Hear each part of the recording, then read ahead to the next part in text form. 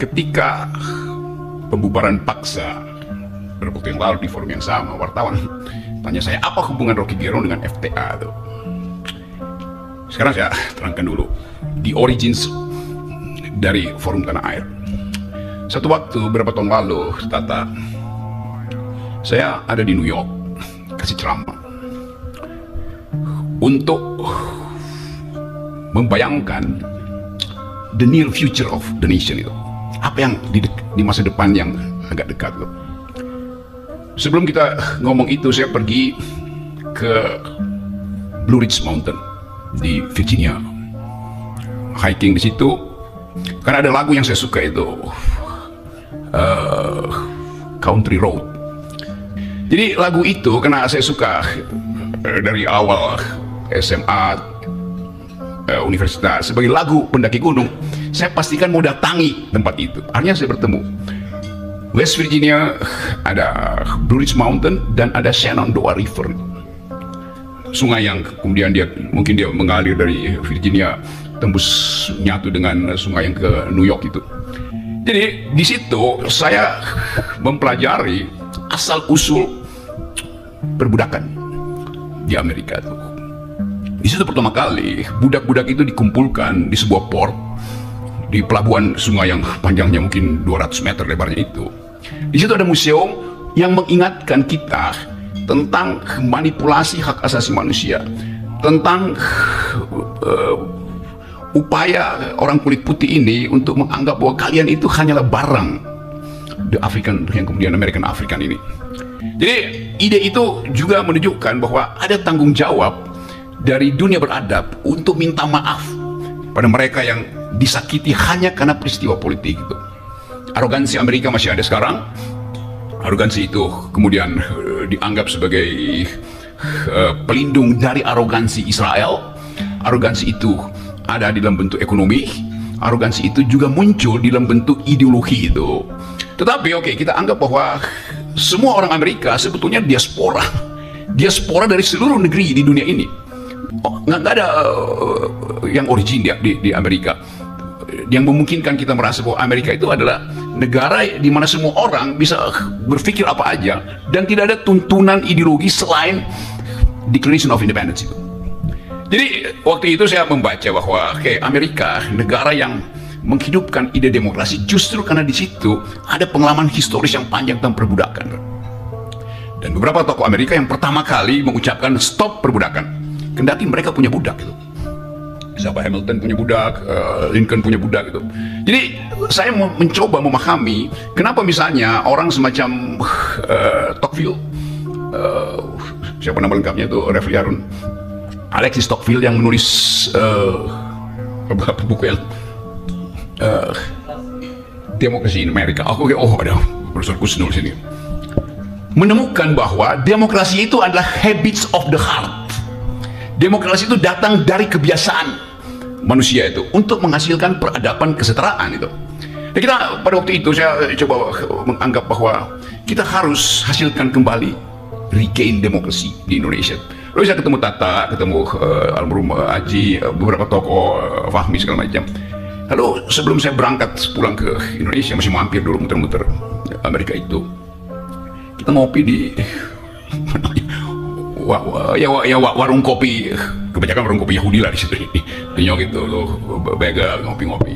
Lalu kita pikirkan apa yang bisa mengikat kita supaya ide tentang Indonesia yang berpikir, ide tentang Indonesia berkeadilan, ide tentang Indonesia yang percaya pada persaudaraan bisa diaktifkan segera tuh. Tentu bagaimana mungkin itu banyak betul intelektual di Amerika, di seluruh dunia. Kita bikin aja forum tanah air tuh. Jadi kata forum itu tidak mengikat secara formal. Siapa saja boleh ikut forum itu. Tanah air tentu untuk mengucapkan janji kita yang ada di luar tanah air untuk kembali ke tanah air dalam bentuk kritik, dalam bentuk proposal perubahan. Jadi dari awal forum tanah air ini diajukan sebagai proposal akademik untuk menandingi proposal-proposal politik, proposal-proposal lembaga survei, proposal-proposal buzzer, segala macam tuh. Jadi betul-betul dimaksudkan dengan awal bahwa FTA itu akan berisi konsep. Karena itu kita kumpulkan, akhirnya dalam waktu yang tidak lama terbentuk jaringan selima berdua ini kan. Jadi itu ide dasarnya tuh, the origin of the ideas of Forum Tanah Air tuh. Tapi kemudian Forum Tanah Air melihat bahwa ada hal yang lebih konkret yang mesti dilakukan, itu mengawasi kekuasaan. Jadi Anda lihat, bayangin, paradigmnya adalah ideas, tetapi kebutuhan konkret kita adalah mengawasi kekuasaan. Pada itu kekuasaan Jokowi. Jadi ide politik, daily politics, current politics akhirnya juga masuk menjadi kepentingan kita. Itu dasarnya tuh, supaya nggak ada lagi pertanyaan kenapa Forum Tanah Air berpolitik, padahal idenya adalah desain konseptual. Kenapa Forum Tanah Air dihasilkan justru dari Amerika, dianggap ini adalah bagian dari cawe-cawe kaum liberal atau libertarian? Bukan. Jadi sebetulnya sejarah ini menunjukkan ada kepentingan dari teman-teman di luar negeri yang tidak mampu mengakses secara real time apa yang terjadi di Indonesia dalam bentuk gosip segala macam. Tapi kemudian karena dibuatkan forum, maka webnya jadi itu. Jadi kita anggap bahwa ini adalah nexus of thought, itu jaringan pikiran yang memungkinkan kita share ideas. Itu dasarnya. Nah, kalau dia berkembang akhirnya sampai dibubarkan, itu pertanda bahwa ide yang hendak kita selundupkan ke Indonesia, ide yang hendak kita investasikan ke Indonesia itu tidak disukai oleh kekuasaan. Dan harusnya kekuasaan berterima kasih karena ada audit eksternal di dalam politik, yaitu dari luar. Mereka cuma ingin audit internal. Mereka yang belajar akuntansi tahu bahwa di audit eksternal justru lebih jujur daripada di audit internal. Jadi mestinya pemerintah menganggap bahwa Forum Tanah Air ini ada sounding board yang memberi semacam kalau tentara bilang army readiness, kesiapsiagaan setiap saat. Kan begitu maksudnya kan? Ada istilah itu tuh. Jadi kita, Forum Tanah Air, juga army readiness di dalam ide itu. Tapi kemudian dimusuhi itu. Ya mungkin kan ada Refli Harun, ada Edi Mulyadi, ada Pak Gatot, udah pasti itu kan. Dan itu yang terjadi ya. Jadi diskurs itu yang hendak kita halang. Jadi kita mau kembali setelah situasi mulai terlihat seolah-olah tertata, kita mau balik lagi. Tadi Pak Tata betul, untuk menagih konsistensi dari Presiden Prabowo hari ini. Kabinet Merah Putih. Awalnya merah putih, tapi baru 2 hari seorang menteri yang dibrief dengan baik oleh pakar-pakar luar negeri ketika di Hambalang, Menteri Desa, memakai kop surat Kementerian Desa untuk memerintahkan kepala desa berkumpul di sebuah desa untuk memenangkan istrinya yang sedang kampanye di desa itu. Kan dari awal kita lihat bahwa briefing Prabowo itu tidak dipahami atau sengaja diabaikan oleh menteri itu karena kepentingan individual, karena kepentingan pribadi. Jadi mestinya kalau kita pakai semacam prinsip, paradigmanya adalah rakyat yang diucapkan terus oleh Pak Prabowo. Tetapi paradigma itu tidak masuk karena ada mereka yang berkumpul dalam kabinet itu datang dengan kepentingan pragmatis masing-masing. Ide di briefing intelektual, panggil semua pakar dunia. Salah satu pakar yang Indonesia adalah perempuan tentang korupsi. Tetapi sang menteri bilang, ya ini cuman kertas ini kan tidak ada anggaran negara tuh. Jadi dia nggak paham bahwa kertas itu yang harganya 200 perak, ada tanda tangan menteri, efek katastrofi terhadap politik itu tinggi sekali. Jadi bayangin cara berpikir menteri desa itu. Kan mestinya dia ngerti bahwa dia nggak boleh sedikit pun memanfaatkan itu. Tapi dia kan nggak ada uang negara keluar. Tanda tangan dia itu adalah uang negara. Jadi bagaimana kita mau tagih pada akhirnya yang sebetulnya di awal mestinya udah ditendang dia dari kabinet kan. Jadi konsistensi itu yang tidak ada tuh. Nah itu kita mulai melihat bahwa kabinet ini dari merah putih mulai jadi merah pucat. Itu dasarnya. Nah saya balik pada soal kita. Kita mulai melihat bahwa kalau kita perhatikan dalam satu minggu ini, spot shot yang diberikan pada Prabowo itu sangat lebar besar. Artinya ada harapan dari rakyat. Bahkan Prabowo terbawa di dalam semacam megalomania bahwa dia akan berpihak pada rakyat. Dan mungkin juga Pak Prabowo merasa bahwa dia harus jadi sosialis pertama di Asia itu. Karena itu gabung dengan BRICS. Dia jadi sosialis pertama di Asia. Karena itu makan siang harus ada di situ. Tapi tiba-tiba kepentingan rakyat itu dibatalkan oleh ide beliau lagi yang saya dengar di Twitter lewat Raja Antoni bahwa IKN itu akan diteruskan.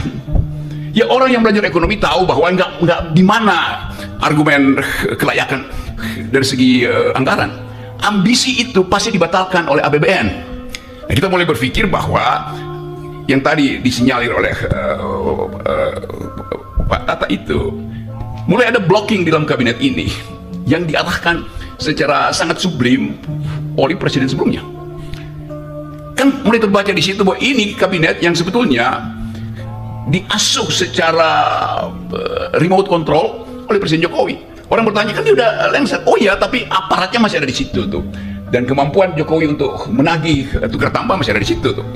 Walaupun kita tahu ya ini sebentar aja selesai sebetulnya, dan mungkin dalam 2 minggu ke depan pasti ada 2-3 menteri yang langsung di-reshuffle. Hitungan saya begitu, nggak usah 100 hari, 2 minggu ke depan. Tapi itulah political issues. Kita mau bicara tentang ide. Sekarang saya masuk pada apa sebetulnya yang harus dipegang sebagai mandat dari FTA itu. Kita mulai membaca ada konsep yang belum diutuhkan oleh pemerintah ini. Kalau kita bertanya, 2045 itu Indonesia emas isinya apa? Di dalam politik luar negeri apa artinya Indonesia emas? Di dalam soal keadilan sosial apa artinya Indonesia emas? Pilihan ekonominya seperti apa? Kita nggak dapat ide itu tuh. Jadi tetap kita cuma dapat ide yang akan ditumbuhkan 8% ekonomi Indonesia. Oke, 8% itu artinya itu akan ada sektor yang tumbuh kira-kira 10-20%, ada sektor yang tumbuh 1%. Kan buat dapat rata-rata 8% mesti ada yang di-push ke atas kan. Jadi disparitas pasti akan terjadi itu. Ekonomi akan jadi panas. 8% kan itu, coba tanya Pak Anton, 8% artinya saya beli bajai dan lalu saya suruh ngebut di jalan tol 120 km per jam. Rontok mesinnya tuh. Benar Pak Antoni konsepnya. Belum lagi kita mau tagih konsep 8% itu, grossnya 8%, berapa persen ecological footprint yang disumbangkan oleh pabrik-pabrik yang akan mengoperasikan 8%? Berapa banyak deforestasi yang disebabkan oleh ambisi 8%? Berapa banyak tanah-tanah di pantai utara yang juga akan dikendalikan oleh oligarki itu yang diperjuangkan terus oleh Pak Said Didut. Jadi FTA akan menguji itu bukan karena kita cemburu atau dendam, tapi kita mau lihat kemasukakalan dari konsep 8%. Itu akan kita studi terus tuh. Kita mau lihat kemasukakalan dari proposal untuk menghidupkan kembali IKN. Nah, pada dasarnya tuh. Yang paling penting kita tahu bahwa soal Indonesia ini yang diucapkan terus oleh Pak Prabowo ada soal pangan. Apakah pangan ini betul-betul didesain dalam upaya untuk mengatasi krisis pangan? Atau desain ini sebetulnya udah dibaca lebih awal oleh 2-3 orang yang menguasai ekspor impor pangan dan mulai menyodorkan sesuatu sebagai umpan untuk memperoleh kepentingan, keinginan di Papua, di Kalimantan. Jadi kasak-kusuk ini soal pangan dan soal pertumbuhan ekonomi itu adalah hal yang akan kita riset terus. Kita tentu akan riset bagaimana kemungkinan terburuk kalau pembekalan, sebut aja pembekalan intelektual di Hambalang itu kita uji akibatnya apa. Coba kita kasih contoh, saya kasih contoh. Saya baca banyak tentang si John yang kasih pembekalan tentang politik luar negeri itu. Orang yang punya perspektif realis dalam studi politik internasional itu John last name dia tuh. Kenapa John ini yang dipanggil untuk membekali menteri-menteri itu? Bukankah John ini adalah seorang yang pro perang, bukan pro damai? Sementara Indonesia adalah memilih untuk bahkan menjadi pasifis sebetulnya. Sementara metode yang diterangkan oleh narasumber ini adalah metode-metode kaum realis. Civis pacem parabellum, kalau Anda ingin damai bersiaplah untuk perang. Kan beda paradigmanya. Dan lebih dari itu, begitu diterangkan soal ekonomi oleh macam-macam dari 8 sesi itu, kita bertanya, ngerti nggak mereka yang di-brief di Hambalang dalam 2 hari itu? Dalam bahasa Inggris pula diterangkan itu kan, ya mungkin pakai interpreter. Tetapi kelihatannya nggak ada yang paham itu. Kalau saya bicara dengan mereka yang ada di situ, dan ya mungkin 2% si ini paham, karena waktu itu dia cuma gini-gini, padahal sebenarnya dia mesti angkat tangan bertanya tuh. Jadi diskurs intelektual tidak terjadi di Hambalang. Saya sebut diskurs intelektual. Narasinya ada, tapi without diskurs. Bagaimana mungkin pembekalan itu tanpa debat? Konsep yang bertentangan. Jadi kita mulai menganggap bahwa komposisi kabinet ini tidak diasuh secara paradigmatik untuk menghasilkan sesuatu yang betul-betul konseptual. Ada paradigma di situ. Indonesia paradigma damai, tapi yang diundang mengajarkan tentang cara bertahan dalam perang itu. Sementara kita tahu bahwa ya itu peralatan perang kita itu ada bekas, semua barang bekas persenjataan kita. Jadi itu satu poin. Sehingga saya menganggap bahwa ini tadi saya ngomong sama sebenarnya Arif, ini kayak orang naik gunung, karena saya suka naik gunung. itu berebut tiba di atas, padahal tendanya cuma satu tuh. Hancur, kedinginan, segala macam. Ini kabinet yang berupaya untuk cepat-cepat tiba di puncak gunung dengan mengandalkan orang yang di depan itu bawa tenda 10, padahal tendanya cuma satu. Bagaimana mungkin bisa survive di dalam situasi turbulensi misalnya? Tapi oke, itu ide mereka. Kita kasih semacam dugaan awal bahwa akan ada krisis pertama, yaitu dari dalam bentuk organisasi sendiri. Sementara ini terlihat bahwa ada kepatuhan pada Presiden Prabowo dibawa ke Magelang. Itu simbol untuk menghasilkan disciplinary society, masyarakat yang didisiplinkan oleh apa? Oleh latihan. Politik tidak mungkin didisiplinkan dengan latihan. Ya, mensana in corpore sano, dalam tubuh yang sehat ada jiwa yang sehat. Iya, itu kalau Anda olahragawan. Tapi ini politisi semua yang sudah di brief dari awal oleh ketua partainya tuh. Siap-siap nyolong di badan anggaran, siap-siap masuk ke komisi dan pastikan bahwa kita bisa ngintip kerjaan dari situ. Kan itu dasarnya tuh. Bagus bahwa ada stepping. Prabowo mulai dengan briefing intelektual di Hambalang, briefing mental dan fisik di Magelang. Lalu orang tiba pada pertanyaan, kalau sudah di brief dengan baik, kenapa masih ada 1, 2, 3 menteri bahkan mulai menunjukkan vested interest sendiri?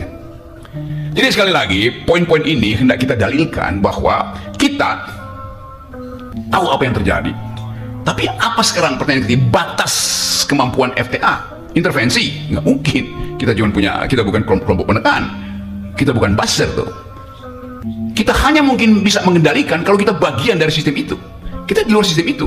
Bagaimana mengendalikan sesuatu yang kita ada di luar sistem itu? Kita hanya mulai bisa menjejaki apa yang akan terjadi sambil melihat suasana dalam perjalanan menuju target-target dari kabinet ini kan. Perumpamaan di dalam sekarang anak-anak muda baca kembali wisdom lama, terutama stoicism itu. Saya lihat buku-buku anak muda tentang cara bertahan dalam kehidupan, cara menikmati hidup supaya tidak masuk dalam frustrasi. Orang baca lagi sekarang Halo, assalamualaikum warahmatullahi wabarakatuh. Kembali lagi di channel K2 Reaction. Baru saja kita melihat bagaimana pidato Rocky Gerung yang isinya tentu saja daging yang memberikan nutrisi dan pemikiran yang mendalam bagi pendengar. Dan kita boleh saja tidak sependapat dan kita boleh saja berselisih pendapat melihat sosok seorang Rocky Gerung yang mungkin bagi sebagian orang dia adalah tokoh yang kontroversial dengan statement-statement dan pendapat-pendapatnya yang kadang di luar pemahaman orang-orang banyak. Tapi tentu saja kita juga tidak bisa memungkiri bahwa isi pemikiran dan ide-ide yang disampaikan oleh Rocky Gerung adalah sesuatu yang bermanfaat bagi orang-orang yang mampu memikirkannya. Terbukti ada beberapa kali atau seringkali apa yang disampaikan dan apa yang diprediksikan oleh Rocky Gerung itu terbukti di belakangan hari. Dan tentu saja apa yang bisa kita simpulkan, apa yang bisa kita ambil dari seorang Rocky Gerung adalah bahwa selalu punya landasan teori dan selalu menyampaikan sesuatu itu berdasarkan kerangka pikir yang masuk akal, sehingga bagi orang-orang yang belajar filsafat, belajar logika, tentu apa yang disampaikan oleh Rocky Gerung tidak terlalu sulit untuk dicerna, kecuali bagi orang-orang yang memang apatis atau terlanjur termakan dogma-dogma yang kemudian ditanam dalam dirinya bahwa apa yang mereka pahami itulah yang betul, itulah yang pasti, yang kemudian tidak bisa dikoreksi lagi. Itu kira-kira, dan sekali lagi kita boleh sependapat dan tidak sependapat terhadap apa yang disampaikan oleh Rocky Gerung, namun kita tidak bisa memungkiri bahwa banyak di antara ide-ide dan paham-paham yang disampaikan oleh Rocky Gerung itu adalah sesuatu yang relevan dan nyata dalam kehidupan kita sehari-hari di saat ini. Sekian video ini, terima kasih sudah menonton. Jangan lupa beri komentar di kolom komentar, Dan jangan lupa di like dan di subscribe. Terima kasih sudah menonton. Wassalamualaikum warahmatullahi wabarakatuh.